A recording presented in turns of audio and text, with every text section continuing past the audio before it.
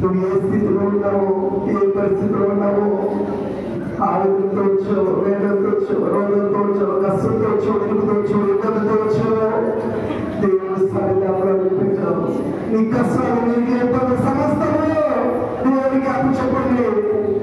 నీ కన్నీటిని నాట్యంలో మార్చగల గొప్ప దేవుడు మనం ఇస్తాను. ఎవరైతే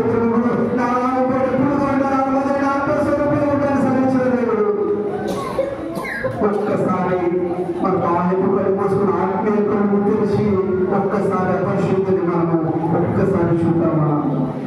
ఒక్కసారి అపరిశుద్ధి తీసుకురాగలుగుతామా? నీకు నీ జీవితంలో, నీ బ్రతుకులో మనం ఏ రీతిగా నడుస్తున్నామో, మనం ఏ రీతిగా ప్రేమిస్తున్నామో, ఏమన్నా ఎంత వెంటనే కేవలం అనిచరాజ్యం కొరకే మన ఆరాధన మనకు ఆ విషయాన్ని మనం జీవించాలి. అయ్యా నా జీవితంలో నేను పాదాల దగ్గర పెడుతున్నాను, నీ పాదాల దగ్గర పెడుతున్నాయా రాజాలను కూడా నిలిచిపడి వేడుకొచ్చున్నాను. నీకే నమ్మక స్తోత్రం చెల్లించుకుంటున్నాను.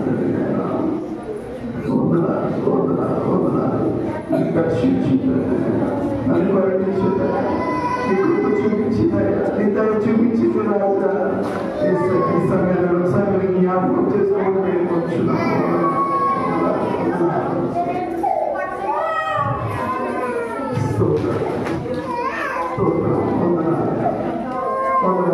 పరిశుద్ధ పరిశుద్ధ పరిశుద్ధ ఏసయ్యా, నీకే చెల్లించుకుంటున్నాయా.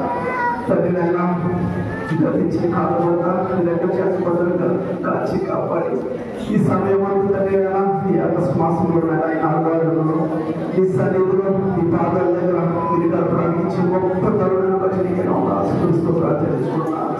అనేక బాధితులు అనేక సందర్భాల్లో నా చూపుతో, నా ఆలోచనతో, తరపుతో, నడవడం ద్వారా నీ మార్గాల చింతలు పోతున్నాయా. అయినప్పటికీ నా సజ్జీలతో నుంచి ఈ సరిగ్గా నిరూపించిన రీతిపచ్చి నీకే ఆశీర్వదిస్తూ ప్రార్థించుకుంటున్నాను. రాజా, మాటలో మీరు మాట్లాడాలి చెల్లించుకుంటున్నాను. కేకులు మీరు పొందుతున్నారు.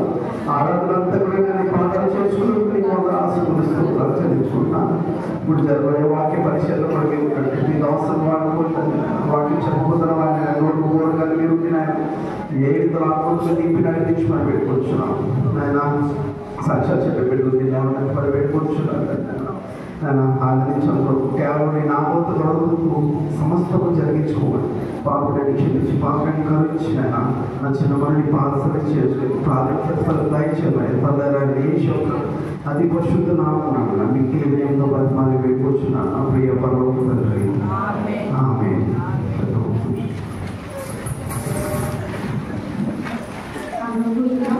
సమయం